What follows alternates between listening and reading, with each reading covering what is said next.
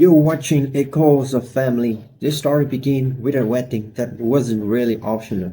It's mandatory. Let's go back to that moment. My phone lights up with my father's name. Fifth call in less than an hour. I'm Maiden Anne Reynolds, 29, living 800 miles away in Chicago, yet somehow still trapped in my family's shadow. This time the message is clear.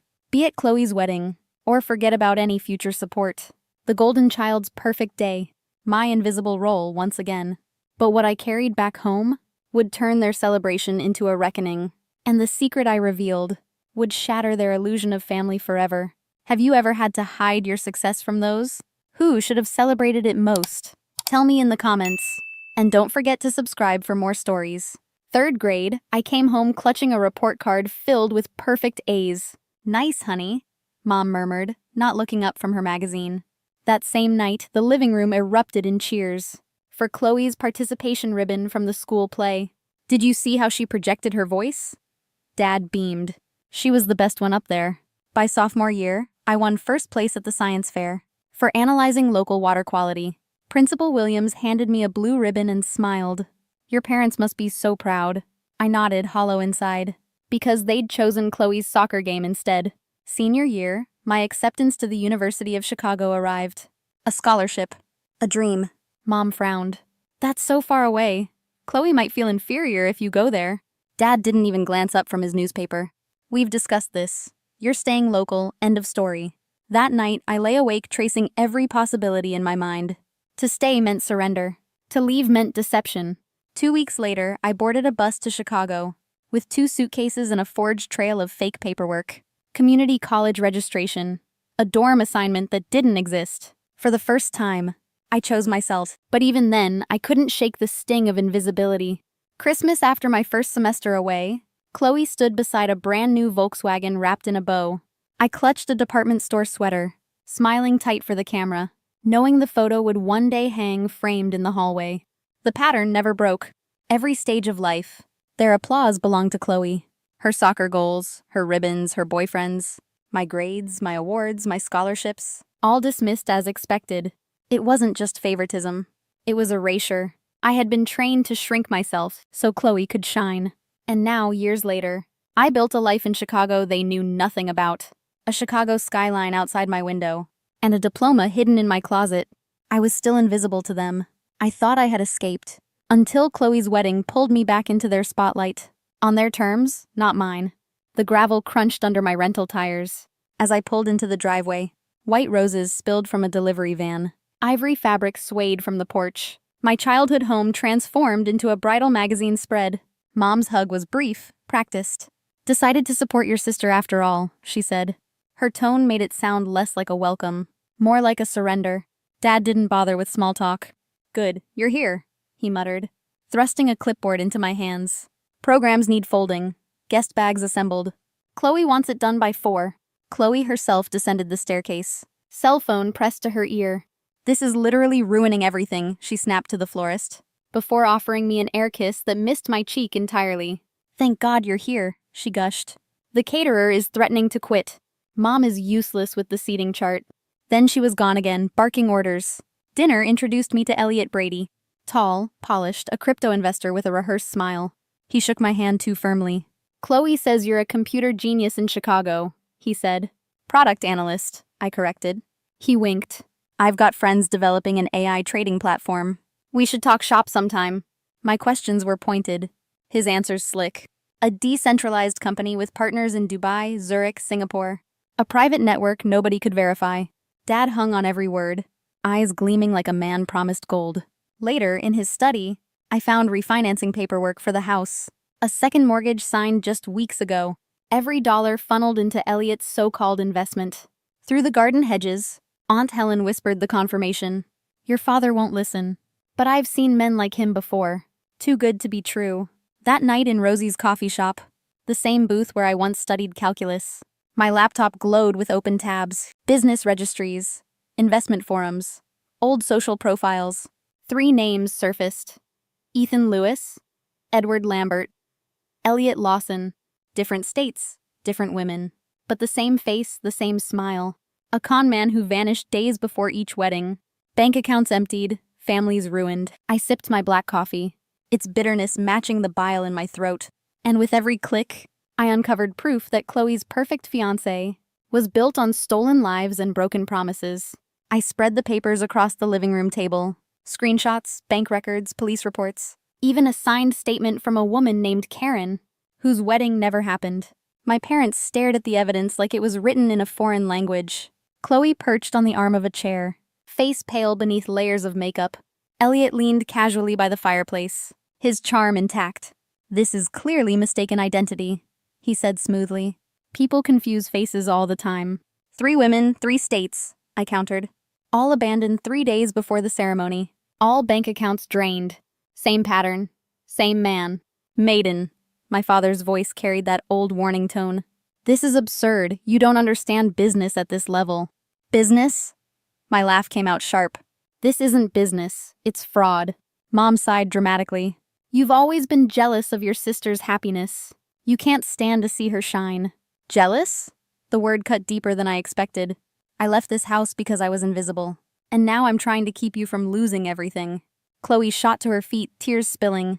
"You've ruined everything. You disappear for years and then show up just to sabotage me. You can't stand that I finally found someone amazing." Elliot slipped an arm around her shoulders. "It's okay, babe," he murmured. "Some people just don't understand innovation." I looked at their faces, defensive, dismissive, deluded, and realized the truth. They didn't want to be saved. They wanted the fairy tale. So I changed tactics. "You think I don't understand business?" I pulled a leather folder from my bag, my hands steady despite the storm in my chest. "I didn't go to community college," I said. "I graduated top of my class at the University of Chicago. I've been working in data science for years. I make 6 figures. I've built a life you never even asked about." Their eyes widened, shock rippling across the room. For once, they were speechless. Chloe's voice cracked. "That's impossible." "Check my LinkedIn," I snapped. "Call my office. I've been someone else entirely. While you were too busy praising the golden child." The silence pressed heavy against the walls. Then Dad folded his newspaper, his expression hard. "You've made your point. Now leave." I gathered my evidence, each page crumpling slightly under my grip. "When he disappears with everything you own," I said quietly, "remember someone tried to warn you." The front door shut behind me, the sound final, like closing the lid on a coffin. But 2 days before the wedding, the phone call came, and their perfect world collapsed. 2 days before the wedding, my phone wouldn't stop buzzing. 17 missed calls, dozens of frantic texts. Even Chloe's name lit up my screen, her words stripped of venom for the first time in years. "You were right. Please help us." The messages painted a collapse. Elliot was gone. Accounts emptied. Mom's retirement fund drained. The second mortgage money vanished. I booked a flight home, packing light this time, not with secrets, but with boundaries. When I walked into the living room, the grandeur was gone. Flower arrangements wilting, chairs stacked like abandoned promises. Mom's face was bare of makeup, etched with years that had surfaced overnight. Dad paced, phone clutched tight. He looked up with something new in his eyes. Not authority, but desperation. "We thought perhaps you could help financially," he said, voice stiff. "Until we sort this out." I set my designer bag on the coffee table. "I will help," I said evenly. "But not the way you expect." Their eyes sharpened. Dad's jaw clenched. Chloe sat curled on the couch, wearing one of my old t-shirts, eyes swollen from crying. "You were always so negative," she muttered. "If you'd supported me from the start?" "No," I cut in. "This isn't about negativity. This is about respect. You never gave me any. And now you need me." I pulled out 3 crisp documents. My lawyer prepared these. Formal terms for my assistance. One-time solution, not a family bailout. Dad sputtered. "This is ridiculous." "It's protection," I said. "Funds go directly to the bank and creditors, not through you. And you will sign an acknowledgement that for years you consistently favored one child over the other." Mom gasped. "We'd never sign something like that." "Then you can explain to the bank why you can't make next month's payment." The silence was brutal. The grandfather clock ticked like a judge counting seconds. Finally, Dad reached for his reading glasses, his hands trembling. "You've become hard," he whispered. "I've become honest," I replied. 10 minutes later, all 3 signatures bled across the pages. Their power, once absolute, now reduced to ink under my control. I sent a quick text to my advisor. "Proceed with Plan A." When I rose to leave, Mom's tears spilled freely. Chloe wouldn't meet my eyes. Dad sat hollow, the pen still in his hand like a weapon he couldn't wield. At the door, Aunt Helen intercepted me. "You'll be all right?" she asked softly. I looked at the house, smaller now than I'd ever remembered. "I already am," I said, and I stepped into the night. But even after saving them, I knew my life with them would never be the same again. 1 year later, the skyline outside my window is gone. I traded my Chicago apartment for a craftsman bungalow, with strong bones and space to breathe. The diploma that once hid behind winter coats now hangs proudly on my wall. Bachelor of Science, University of Chicago. No longer a secret, no longer invisible. Every Wednesday, I stand before a classroom of first-generation college students, teaching them what I had to learn alone: how to spot manipulation, how to protect their finances, how to claim their worth. Dreams need protecting, I tell them, echoing my grandfather's voice. And so do you.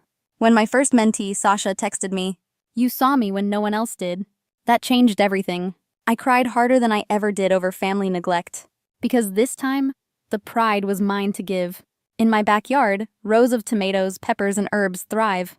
Plants I pruned hard last fall now push out stronger branches. Some things grow tougher after being cut back. That's what I've become. Not bitter, but rooted. Not invisible, but fully seen. By myself first. Aunt Helen still sends updates. Chloe is working part-time at the local bank. Finally in therapy. Mom and Dad wrestle with the debt Elliot left behind. They don't call me anymore. And I don't chase them. Boundaries are not walls. They're doors I choose when to open. And some doors stay shut for good. As I water the garden, evening sun warms my shoulders. For the first time, I feel no need to look over them, waiting for applause that will never come. I built my own stage. I wrote my own script. And I'm finally living it. Have you ever had to set boundaries with family who never respected you until they needed you? Share your story in the comments. And subscribe for more powerful journeys of truth, betrayal, and resilience.